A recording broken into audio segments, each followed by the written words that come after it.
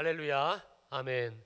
오늘도 함께 예배드리는 모든 주일 2부 예배 성도님들에게 하나님의 은혜와 능력과 축복이 넘치시기를 주님의 이름으로 축원합니다. 제가 목사로서 매 주일마다 이렇게 설교를 준비하고 그리고 이 강단에서 예배를 인도하는 이유는 오직 단 한 가지입니다. 그것은 바로 여러분들입니다. 그리고 여기에 물론 제 자신도 포함이 되어져 있습니다. 왜냐하면 우리의 이 예배를 통해서 주님이 요한복음 4장 23절에서 말씀하신 것처럼 주님은 오늘도 지금도 영과 진리로 예배하는 자들을 찾아오시기 때문에 그렇습니다. 우리가 성령의 기름 부으심과 그리고 성령의 도우심으로 그리고 진리 대신 말씀을 붙들고 살아계신 하나님을 예배하게 될 때, 즉 신령과 진정으로 예배하게 될 때에 주님은 하늘의 문을 여시고 그리고 우리를 찾아오신다는 말씀입니다. 여기 예배 자리로 찾아오신 주님이 뭘 하시겠습니까? 그냥 멀뚱멀뚱 앉아만 계시다가 그리고 우리의 예배를 받으시고 함께 하시다가 순서가 다 끝나면 여러분이 여러분의 삶에 돌아가시듯 그렇게 하나님도 주님도 이 예배가 다 끝나면 그냥 가시는 것인가? 아니지요. 신령과 진정으로 예배하는 자들을 찾으시는 주님은 그리고 그 예배하는 자들을 찾아오시는 주님께서는 반드시 예배하는 우리들을 만나 주십니다. 그리고 주님을 만나게 되면 찾아오신 주님을 우리가 이 예배를 통해서 만나게 되면 그러면 우리의 인생에는 놀라운 하나님의 기적이 일어나게 되는 것이지요. 반드시 하늘의 기적을 맛보게 됩니다. 사랑하는 성도님들, 그래서 우리는 오늘도 이 주님을 예배하는 것입니다. 오늘도 이 자리가 하늘의 문이 열리고 그리고 주님이 우리 모두를 찾아오시는 신령과 진정의 예배가 되시기를 주님의 이름으로 축원합니다. 주님을 만나시고요. 그리고 오늘도 이 시간에도 찾아오신 주님께서 여러분 모두에게 베풀어 주시는 그 기적의 은혜를 한 분도 빠짐없이 다 받아 누리게 되시기를 다시 한번 축복합니다. 성경은 정말 수많은 기적 같은 일들을 우리들에게 말씀해 주고 있습니다. 그래서 만약 이 성경 66권에서 이 기적의 사건들을 다 빼버린다면 더 이상 이 성경의 이야기가 진행이 되지 않을 정도로 그렇게 성경에는 아주 많은 하나님이 베푸신 기적 같은 이야기들로 가득 차 있습니다.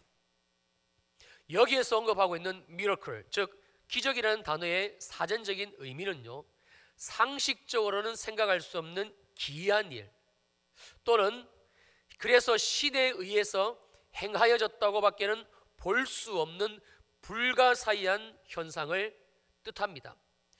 그래서 웬만한 사람들은 평생을 살아가도 단 한 번도 경험하지 못하는 일, 여러분 그것이 바로 이적이라고도 표현되어지는 기적이지요.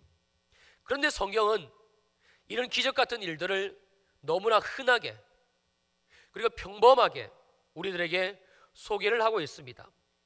그리고 또 한 가지 우리가 짚고 넘어가야 될 부분이 있는데 우리가 가지고 있는 이 성경에 대한 관점입니다. 그것이 무엇인가? 성경은 바로 단 한 글자도 예외가 없이 그대로 우리의 삶에 이루어지는 하나님의 말씀이라는 사실입니다. 그리고 우리는 이것을 바로 믿음이라고 얘기를 하지요. 무슨 말씀인가? 자, 쉽게 정리를 하면 이렇습니다. 성경은 하나님의 말씀입니다. 그리고 이 하나님의 말씀인 성경이 그 성경 내용이 그대로 내 삶에도 이루어진다고 믿는 것, 우리는 이것을 믿음이라고 말합니다. 그리고 또한 우리의 믿음의 근거가 되는 성경은요, 온통 기적 같은 이야기들로 가득 차 있습니다. 결론적으로 우리의 믿음이 성경적 믿음이 맞다면 저와 여러분들이 가지고 있는 믿음 있으세요? 여러분들이 있다라고 생각하는 그 믿음이 정말 성경적인 믿음이 맞다면, 말씀에서 우리들에게 알려주고 계시는 그 믿음이 맞다면, 그러면 오늘도 우리의 이 믿음을 통해서 우리가 살아가고 있는 이 삶의 현장에는 수많은 기적 같은 일들이 그대로 일어날 수가 있다라는 말씀이지요. 어떻게 이 말씀에 여러분들 아멘이 되시는지요? 두 번째로, 그렇다면 예수를 믿고 말씀을 믿는 여러분들의 삶에는 하나님이 베푸신 이 기적 같은 일들이 있으십니까? 단 한 가지라도 있으신지 제가 지금 여러분 모두에게 묻고 있는 겁니다. 목사인 제가 이런 질문을 드리게 되면 꼭 이렇게 되물으시는 분이 계십니다. 그러면 목사님은 있습니까? 목사님의 삶에는 하나님이 베푸신 그 기적 같은 일들이 정말 있습니까? 여러분들이 보기에는 어떻습니까? 지금 하나님의 기적을 설교하고 있는 이 목사는 주님의 기적을 경험하고 그리고 말씀을 전하는 것 같습니까? 아니면 단순히 성경에서 다루고 있는 하나님의 지식, 하나님의 교리를 연구하고 그리고 고민해서 여러분들에게 그 지식만을 전달하고 있는 그런 설교를 하고 있는 것 같습니까? 만약 여기 있는 목사의 삶에, 저의 삶에 주님이 행하신 이 기적 같은 일들을 여러분들에게 다 이야기를 드리려면 지금 이 한 시간의 예배 시간으로는 턱없이 부족할 정도로 정말 주님은 제 인생 가운데 많은 기적 같은 일들을 행하셨습니다. 그래서 저는 하나님은 기적의 하나님이신 것 믿습니다. 그리고 그 하나님은 지금도 성도들의 믿음을 따라 성경적인 믿음을 가진 예수 믿는 그리스도인들의 믿음을 따라 하나님은 오늘도 기적을 베푸시는 분이심을 저는 믿어 의심치를 않습니다. 지난주 금요일 날 제 큰 아들이 싱가포르로 유학을 갔습니다. 요즘 많은 아이들이 해외로 유학을 갑니다만, 그래서 아들 유학 가는 게 무슨 하나님의 기적이냐고 여러분들 하시는 분도 혹 계실는지 모르겠습니다만, 그러나 저 염창식이라는 한 사람에게 있어서 이 일, 제 아들이 지난주에 싱가포르로 유학 간 일은 정말 제 인생에 있을 수 없는 기적 같은 일이 일어난 겁니다.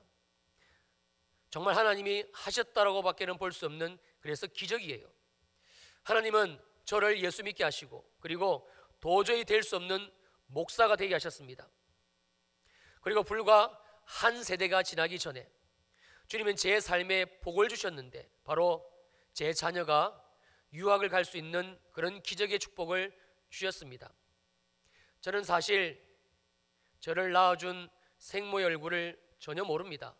어디에 사는 분인지, 그리고 지금 생존에 계신 것인지, 돌아가셨는지, 고향이 어디인지, 이름이 무엇인지 아무것도 알지를 못합니다. 제가 아주 어렸을 때에 가정의 불화로 제 친어머니는 갓난쟁이인 저를 버리고 그리고 떠나셨습니다. 그리고 중학교 때까지는 집이 너무 가난하고 힘들어서 저는 할아버지 할머니 손에 그렇게 컸습니다. 그러다가 겨우 부모님과 살기는 되었습니다만, 그러나 그때부터 시작된 그 계모로부터 받은 상처는 정말 이루 말할 수가 없었습니다. 아무도 제 편은 없었고 세상에 완전히 버려졌던 인생, 누구도 돌보지 않는 사람이 바로 저였습니다. 그런 저를 주님은 만나주셨고 그리고 아름답고 행복한 가정까지 주님은 꾸리게 하셨습니다. 그리고 도저히 될 수가 없는, 여기에서 제 생각으로는 가능한 일이 절대 아닌 이 목사가 되는 일까지 주님은 인도하셨습니다. 그리고 불과 한 세대가 지나기 전에 하나님은 제 인생에 기적을 행하셨는데, 또 하나의 기적 같은 일을 행하셨는데, 지난주에 제 아들 녀석이 싱가포르 유학을 가는 일이었습니다. 사랑하는 성도님들, 하나님은 분명 기적의 하나님이십니다. 기적의 하나님이 맞습니다. 그리고 그 말씀의 기적은 오늘도 우리들의 믿음을 통해서 우리들의 삶의 현장 가운데 그대로 일어나고 있는 것이지요. 그러므로 주님이 물이 변하여 포도주가 된 이 기적의 말씀을 주신 의도는 너무나 분명합니다. 하나님은 바로 기적의 하나님이라는 것을 믿으라는 말씀입니다. 그리고 주님이 베푸신 그 기적을 이제는 우리의 삶에서 경험하며 누리는 하늘의 인생이 되기를 너무나 간절히 원하시는 주님의 마음, 여러분, 이것이 바로 오늘 우리가 함께 읽고 나누는 본문의 말씀입니다. 저는 적어도 이 말씀을 함께 나누는 우리 주일 2부 예배 성도님들만큼은, 여러분들만큼은 오늘 하나님이 들려주시는 이 말씀을 한 귀로 듣고 그리고 한 귀로 그냥 흘려보내지 마시기를 정말 간절히 축복합니다. 여러분, 정말입니다. 하나님은 기적의 하나님이십니다. 하나님은 오늘도요, 모든 믿는 자들을 통해서 이 말씀의 기적들을 그대로 행하고 계십니다. 자, 그렇다면 주님은 어떻게 우리의 삶의 기적을 행하시는가? 오늘 본문 요한복음 2장 1절로 3절입니다. 사흘째 되던 날 갈릴리 가나에 혼례가 있어 예수의 어머니도 거기 계시고 예수와 그 제자들도 그 혼례의 청함을 받았더니 포도주가 떨어진지라. 예수의 어머니가 예수에게 이르되 저들에게 포도주가 없다 하니. 이 오늘 본문 요한복음 2장이 시작되기 전, 그러니까 1장의 말씀이죠. 세례 요한이 사역했던 그 요단강 지역에서 우리 예수님은 안드레와 베드로 그리고 빌립과 나다나엘을 제자로 부르시게 됩니다. 이제 그 모든 일들을 다 마치시고 이틀을 부지런히 걸으셔가지고 이 요한복음 2장으로 넘어와 사흘째 되던 날 갈릴리 지역 그리고 가나라는 도시까지 가시게 됩니다. 오늘 사건이 일어난 구체적인 장소이지요. 그리고 이 가나라는 도시에서 주님과 그리고 주님의 어머니 마리아 또한 이 4명의 제자들은 한 결혼식에 초청을 받게 되며 바로 이 결혼식장에서 오늘의 사건이 일어나게 됩니다. 우리가 잘 아는 바대로 바로 결혼식 잔치에서 그만 포도주가 떨어진 사건이지요. 그 당시 유대인들의 결혼식은요, 보통 일주일 동안 진행이 되었는데 그 일주일 동안은 마음껏 먹고 마음껏 마시고 춤추고 노래하는 말 그대로 축제였습니다. 찌든 가난과 그로 말미암아 계속되는 이 삶의 이 노동으로 인해서 고달픈 인생을 살아야만 했던 유대 서민들에게 있어서 이 한 주 동안의 이 결혼식, 이것은 그야말로 즐겁고 그리고 인생에 있어서 가장 행복한, 최고로 행복한 축제의 시간이었습니다. 그런데 그만 그 기쁨의 결혼잔치에서 가장 중요한 포도주가 다 떨어진 것입니다. 어디서 갑자기 빌려올 수도 없고 더군다나 포도주의 특성상 즉석에서 만들 수도 없는 상황, 말 그대로 진퇴양난이고 사면초가이지요. 이제 조금만 있으면 사람들이 이 결혼잔치집에 포도주가 다 떨어져 버린 사실을 알게 될 터이고, 그러면 이 흥겨웠던 잔치 분위기는 순식간에 찬물을 끼얹었듯 싸늘해지겠지요. 손님들은 자신을 초청한 혼주 측에 돌이킬 수 없는 그런 아주 일생일대의 치욕을 남긴 채 아마 그렇게 잔치가 장례식장처럼 끝나버리게 될 터이고, 그리고 왔던 모든 손님들이 하나씩 둘씩 뿔뿔이 흩어져 자기 집으로 돌아가 버릴 것입니다. 위기입니다. 절대절명의 위기 상황임에 틀림이 없습니다. 그런데 더 기가 막히는 것은 이 위기를 벗어날 수 있는 방법이 지금 현재로서는 아무것도 없다라는 그 절망적인 현실입니다. 그런데 우리가 오늘 본문에서 주목해서 봐야 될 한 부분이 있습니다. 이 참담한 상황 가운데, 이 절망적인 상황 가운데 아이러니하게도 여전히 주님이 계시다는 사실입니다. 이해가 안 됩니다. 도저히 납득이 되지를 않습니다. 아니, 주님이 함께 계신데, 그런데 어떻게 그 혼인잔치집에 가장 중요한 포도주가 떨어질 수가 있다는 말입니까? 사랑하는 성도님들, 우리가 이 사실을 반드시 알아야 합니다. 우리가 예수를 믿어도, 그래서 주님이 우리의 삶에 함께 하셔도 충분히 우리의 인생 가운데는 뜻하지 않고 예견하지 않았던 고난과 역경이 있을 수 있다는 사실입니다.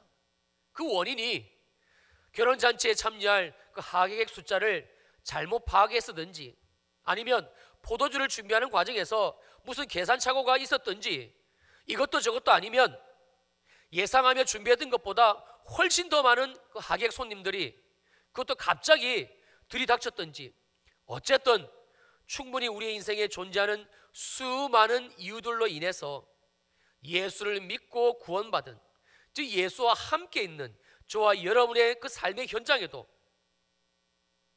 우리가 이해할 수 없는 인생의 위기가 올 수 있다는 사실을 여러분 아셔야 합니다. 하나님이 안 계셔서가 아닙니다.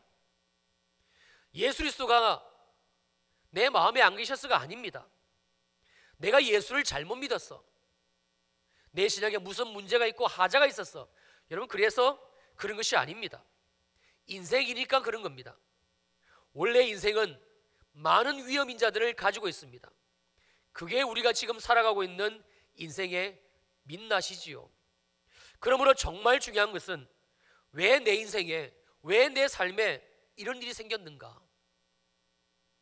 주님이 계신 것인가? 주님이 계신 것이 맞다면 왜 내 삶에 이런 일이 지금 닥쳤는가? 왜 해결이 안 되는가? 내가 주님 앞에 무슨 죽을 죄를 지었는가? 여러분, 여기에 초점을 맞추어서는 안 됩니다. 우리가 바라봐야 될 것은 그럼에도 불구하고, 힘들고 어려운 상황임에도 불구하고 여전히 내 삶의 현장 가운데 함께하고 계시는 주님이 계시다는 사실을 우리가 볼 수 있어야 됩니다. 그렇다면 그냥 여전히 내 삶에 계신 주님을 바라본다고 해서, 그런다고 해서 내 인생의 기적이 일어나는 것인가? 다시 오늘 본문 3절을 보시겠습니다. 포도주가 떨어진지라 예수의 어머니가 예수에게 이르되 저들에게 포도주가 없다 하니, 한창 축제 분위기가 고조되어 가는 결혼잔치집에 그만 포도주가 바닥이 났습니다. 위기입니다. 절대 벗어날 수 없는 절망적인 순간입니다. 그런데 바로 이 상황 가운데서, 이 절망적인 상황 가운데서 유일하게 예수 그리스도가, 그리고 메시아가 바로 하나님의 아들 구원자 되심을 알고 그리고 바라봤던 한 사람이 있었으니 바로 예수의 어머니 마리아입니다. 마리아는 이 상황을 그대로 그 상황에 계신 주님께 말합니다. 포도주가 다 떨어졌다고 알리는 것이지요. 예수를 바라본 것입니다. 그런데 너무나 이상하게도 우리 예수님은 어머니 마리아의 이 말에 우리가 전혀 이해를 할 수 없는 말씀을 이렇게 하고 계십니다. 4절입니다. 예수께서 이르시되 여자여 나와 무슨 상관이 있나이까? 내 때가 아직 이르지 아니하였나이다. 아니, 지금이 바로 주님이 일하실 때인데, 바로 지금인데, 그렇지 않습니까? 우리의 삶의 문제를 가지고 주님 앞에 나가면, 그러면 주님은 우리의 기도를 응답을 하사 바로 이때, 바로 지금 주님의 응답, 주님의 도우심, 바로 주님의 기적을 우리의 삶에 보여주셔야 되는 거, 그래야 되는 거 아닙니까? 아니라니요. 아직까지도 주님의 때가 아니라니요. 지금은 일하실 수가 없다니요. 무슨 이런 억지가 있습니까? 지금 나는 죽겠는데, 지금 나는 답답하고, 지금 나는 억울하고, 지금 나는 미치고 환장하겠는데, 아무것도 할 수가 없는데, 그런데 주님은 아직까지도 주님이 일하실 때, 즉 주님이 기적을 베푸실 때가 아니라고 말씀하시는 겁니다. 사랑하는 성도님들, 주님은 절대 우리의 삶에 기적을 베푸시지 않습니다. 아니, 이건 또 무슨 말씀인가? 분명히 설교 서두에서 하나님은 기적의 하나님이십니다. 그리고 성경은 온통 하나님이 우리에게 베푸신 기적 같은 이야기들로 가득 차 있습니다. 분명히 이렇게 말씀하셨는데, 그런데 지금 와서 주님은 기적을 베푸지를 않는다니요. 분명히 주님은 오늘도 우리의 삶에 기적 같은 일들을 행하시는 주님이시라고 그렇게 내가 들었는데, 그런데 하나님이 기적을 베푸시지를 않는다니, 이 말은 또 무슨 의미로 우리가 받아들여야 되는 것인가? 정확하게 말씀을 드리면 하나님은 절대 우리의 삶에 기적 같은 일들을 단순히 기적으로만 보이시지를 않는다라는 말씀입니다. 하나님은요, 주님은 반드시 그 기적의 일을 통해서 하나님의 하나님 되심 드러내십니다. 또한 예수 그리스도께서 유일한 우리의 삶의 구주가 되심을 주님은 나타내 보이십니다. 이것을 성경적 표현으로 표적이라고 말씀합니다. 오늘 본문 말씀 마지막 절 요한복음 2장 11절입니다. 예수께서 이 첫 표적을 갈릴리 가나에서 행하여 그의 영광을 나타내심에 제자들이 그를 믿으니라. 즉 주님이 물이 변하여 포도주로 만드신 이 기적의 사건은 단순한 기적이 아니라 표적이라는 말씀입니다. 바로 사인이라는 말씀이지요. 하나님을 하나님으로 볼 수 있는 표지, 예수 그리스도가 우리의 삶에 모든 회복을 주시는 구원자이심을 알려주는 인식표라는 사실을 말씀하시는 것, 바로 표적입니다. 그래서 주님은 절대 위기적 상황 가운데서 주님을 바라본다고 해서 단순히 우리가 그 문제를 가지고 기도의 자리로 나와 그 상황을 가지고 기도한다고 해서 그것 때문에, 그 기도한다는 것 때문에 주님이 우리의 삶에 기적을 행하시지는 않는다라는 말씀입니다. 그러면 무엇인가? 어떤 요인이 주님을 일하시게 만드는 것인가? 정말 중요한 말씀이니까 요한복음 2장 5절 말씀, 이번에는 저하고 함께 소리 내어서 읽도록 하겠습니다. 다 찾으셨죠? 함께 읽습니다. 2장 5절 시작. 그의 어머니가 하인들에게 이르되 너희에게 무슨 말씀을 하시든지 그대로 하라 하니라. 자, 이번에는 저를 한번 따라해 주시겠습니까? 너희에게 나에게 무슨 말씀을 하시든지 그대로 하라. 내 생각대로 하라는 말씀이 아닙니다. 지금 상황을 가지고 주님께 제발 해결해 달라고 그렇게 무작정 기도하라는 말씀이 여러분 아닙니다. 우리의 태도를 바꿔야 됩니다. 우리의 생각이 바뀌어져야 됩니다. 주님을 향한 저와 여러분들의 기도의 내용이 달라져야만 된다는 말씀이지요.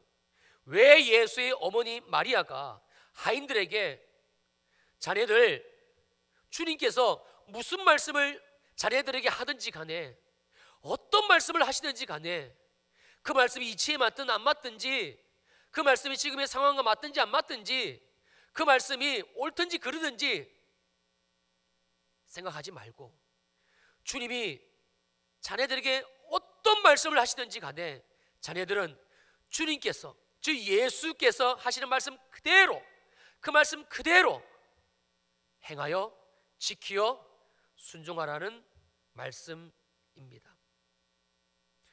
왜 그런 것입니까? 왜 예수의 어머니 마리아가 하인들에게 이런 명령을 내린 것입니까? 우리의 삶에 여전히 계시는 주님, 우리의 삶에 여전히 함께 하시는 주님이 일하시게 하는, 즉 오늘도 약속하신 주님의 말씀과 약속의 말씀과 이 기적이 오늘도 우리의 삶에 일어나는, 반드시 주님이 일하시게 하는 그 이유는 바로 이것이기 때문에 그렇습니다. 아직도 여전히 주님께 그 문제를 해결해 달라고 기도하고 계십니까? 그렇게 기도했음에도 불구하고 왜 주님이 지금 내 삶에 일하시지 않는지 여러분 아시겠는지요? 이제는 주님께 나가셔서 물으셔야 합니다. 주님, 제가 어떻게 해야 합니까? 어떻게 기도를 드려야 되는 것입니까? 주님, 제가 이 고난 속에서, 이 상황 속에서 무엇을 어떻게 하기를 원하십니까? 어떻게 저를 다루기를 원하십니까? 주님, 제게 말씀하여 주옵소서. 여러분, 그러면요, 주님은 반드시 말씀하십니다. 그리고 그 주님이 말씀하신 그대로 여러분의 생각 말고요, 여러분의 생각 말고 하나님이 하신 말씀 그대로 여러분들 이제는 순종하셔야 됩니다. 오늘날 정말 하나님의 말씀이 우리에게 폭포수와 같이 주어집니다. 특별히 대한민국은 더 그렇습니다. 여러분 세계 어디를 가보십시오. 주일날 1부 예배, 2부 예배, 3부 예배, 오후 예배 없습니다. 수요 예배, 금요철야 기도회, 새벽 기도회, 더군다나 저희 교회는 저녁 기도회 없습니다. 여러분이 인터넷을 여시면, 그리고 유튜브를 트시면 기라슨 같은 목사님들의, 이미 소천하신 목사님들의 설교까지 마음껏 골라서 들으실 수 있습니다. 여러분 핸드폰을 여시면 언제든지 어디서든지 수많은 하나님의 말씀들을 여러분들이 들으실 수가 있습니다. 하나님의 말씀의 홍수 속에 살아가고 있는 자 누구입니까? 우리들입니다. 하나님의 말씀은 하나님이시라면서요. 하나님의 말씀은 오늘도 1.1핵도 가감하지 않고 이 땅 위에 그대로 일어나시는 하나님의 능력이라면서요. 그게 우리가 하나님의 말씀에 대한 입장 아닙니까? 그러니까 우리의 삶에 기적이 일어나지 않는 것은, 우리의 삶에 하나님이 일하시지 않는 것은 말씀이 없어서가 아닙니다. 너무 많은 말씀들이 우리에게 주어지고 있습니다. 그럼 왜인 것인가? 오늘날 한국 그리스도인들, 저와 여러분들이죠. 우리들에게 있어서 가장 큰 문제는 더 이상 하나님을 기대하지 않는다는 겁니다. 성경은 기적을 이야기하는데, 성경은 치유를 이야기하는데, 성경은 회복을 이야기하고, 성경은 오늘도 수많은 기사와 이적을 표적으로 보여주고 계시는 하나님의 말씀을 우리에게 들려주고 계시는데, 문제는 하나님의 말씀을 믿는다고 이야기하는, 예수 믿고 구원받았다고 이야기하는 그리스도인인 저와 여러분들의 입장입니다. 더 이상 하나님을 기대하지 않습니다. 여러분 주일 이 오전 시간에 하나님을 예배하러 오셨습니다만 왜 오셨습니까? 왜 이 시간 주님을 예배하는 것입니까? 예배를 안 드리면 왠지 찝찝하십니까? 그래도 교회를 다니는데, 집사인데 아무리 바빠도 예배는 한번 드려야지, 하나님 앞에 얼굴 도장이라도 찍어야지, 그래서 오신 것입니까?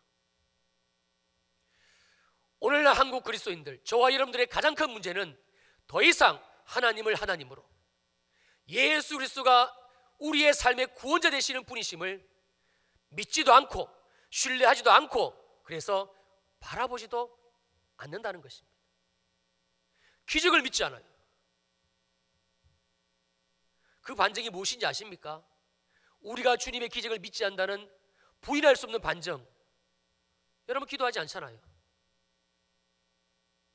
만약에 여러분들이 알지 못하는 어떤 먼 친척이 갑자기 연락이 왔어요. 그분이 돌아가시면서 아이고 아무 계시 당신에게 10억이라는 유산을 남기셨어요. 안 좋으세요? 10억이라는 유산을 남기셨어요. 그러면 여러분들이 이야 정말 고마운 분이시다, 나는 잘 알지 못하는 먼 친척인데 근데 나를 어떻게 알고 이 10억이라는 큰 돈을 내게 유산으로 남기셨지, 정말 고마운 분이시야, 정말 잘된 일이야, 자 그리고 마시겠습니까? 아니면 그분이 남기신 10억을 은행에 가서 확인을 하고, 그리고 인출해서 여러분들이 쓰기를 원하시는 곳에 쓰시겠습니까? 1년이 지났습니다. 1년 전에 말이야, 내가 잘 알지 못하는 친척이 그 먼 그분이 나를 위해서 10억을 남겨주시고 돌아가셨대. 정말 좋은 일이셨지. 정말 그분은 착한 분이셔. 좋은 데 가셨을 거야. 10년이 지났습니다. 10년 전에 말이야, 그분이 내게 10억을 남겨주셨대. 내 통장에는 여전히 그분이 남기신 10억이 있는데, 똑같습니다. 우리가 하나님을 믿지 않는다는 것, 우리가 하나님을 신뢰하지 않는다는 것, 그 반증은 우리가 하나님 앞에 주님을 신뢰하며 믿으며 기도의 자리로 나가지 않는다는 겁니다. 하나님을 신뢰하지 않으면, 하나님을 바라보지 않으면 이 하나님의 말씀은 여전히 그냥 기록되어진 교리입니다. 듣고 그렇다라고 인정은 되지만 그런 나의 삶에는 아무런 영향력도 줄 수 없는 그냥 지식입니다. 여러분은 어떠십니까? 오늘 이 가나의 혼인잔치, 포도주가 떨어진 이 위기의 상황, 예수님이 계셨습니다. 여러분의 삶에도 지금 예수님이 계십니다. 여러분은 마리아 같은 사람입니까? 아니면 그냥 그 자리에 함께 있었던 그냥 그 위기의 상황에 그냥 처해 있었던 그 수많은 다른 사람들, 그들입니까? 하나님이 내 인생에 누구신지, 나를 죄와 저주와 사망 가운데서 구원하신 예수 그리스도 그분을 믿는다는 믿음이 무엇인지 주님은 우리의 이 고난을 통해서 보이기를 원하십니다. 표적입니다. 주님을 신뢰하십시오. 이제는 정말 주님을 믿으십시오. 정말입니다. 주님은 오늘도 주님을 믿음으로 바라보고 나오는 자에게, 그리고 주님, 이 상황 가운데 주님이 하시기를 원하시는 일이 무엇입니까? 제가 이 상황에서 무슨 기도를 주님께 올려드려야 되는 것입니까? 주님을 바라보십시오. 그리고 반드시 말씀하십니다. 그리고 그 말씀을 붙드십시오. 그리고 기도하십시오. 그러면 물이 변하여 포도주가 된 이 기적 같은 일이 여러분의 삶에도 그대로 일어나게 됩니다. 처음 제 아들이 고등학교를 졸업하면서 유학을 간다고 했을 때 아빠인 저로서는 두려웠습니다. 이리저리 알아보니까 정말 돈이 많이 들더라고요. 그래서 큰 녀석에게 이렇게 얘기했습니다. 아빠가 정말 미안한데 너를 1년은 어떻게 빚을 내서라도 보낼 수 있다. 그런데 그 이후에는 아빠가 경제적으로 너를 뒷받침해 줄 능력이 없다.